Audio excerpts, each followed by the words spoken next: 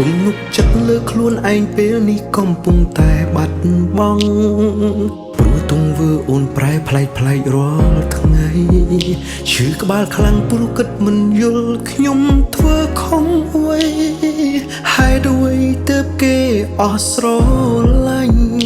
អូនបញ្ចេញមកហើយរាល់កាយវិការអាត្មានិយមខំពីពេលមុនល្អដាក់បងខ្លាំងអូនកំពុងមានអ្នកណាផ្សេងឬមួយបងអន់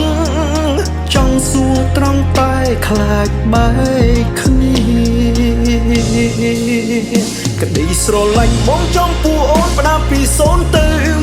100តែស្នេហ៍អូនផ្ដល់ឲ្យប្រែពី100ធ្លាក់មកដល់0ត្រូវផ្គប់អូនបែបណាទើបយើងអាចដូចមុន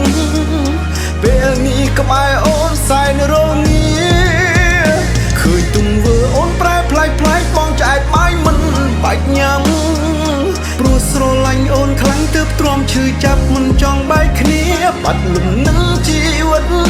បេះដូងផ្ដើមគ្រាំគ្រាឬដល់វេលាអស់និស្ស័យ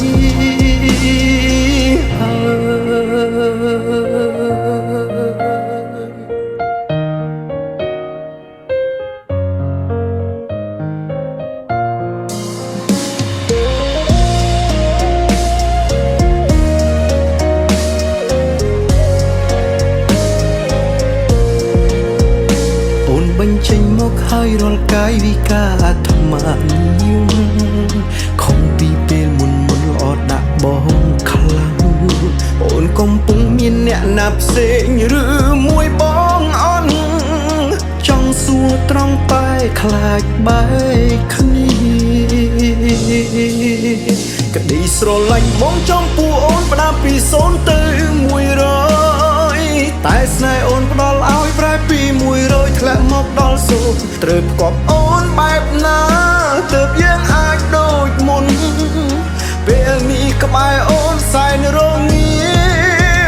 ឃើញទង្វើអូនប្រែប្លែកបងឆ្អែតបាយមិនបាច់ញ៉ាំព្រោះស្រឡាញ់អូនខ្លាំងទើបទ្រាំឈឺចាប់មិនចង់បែកគ្នាបាត់លំនឹងជីវិតបេះដូងផ្ដើមគ្រាំគ្រាឬដល់វេលាអស់និស្ស័យក្តីស្រឡាញ់បងចំពោះអូនផ្ដើមពី0ទៅ100តែស្នេហ៍អូនផ្ដល់ឲ្យប្រែពី100ធ្លាក់មកដល់0ត្រូវផ្គប់អូនបែបណាទើបយើងអាចដូចមុនពេលនេះក្បែរអូនសែនរងាឃើញទង្វើអូនប្រែប្លែកបងឆ្អែតបាយមិនបាច់ញ៉ាំព្រោះស្រឡាញ់អូនខ្លាំងទើបទ្រាំឈឺចាប់មិនចង់បែកគ្នាបាត់លំនឹងជីវិត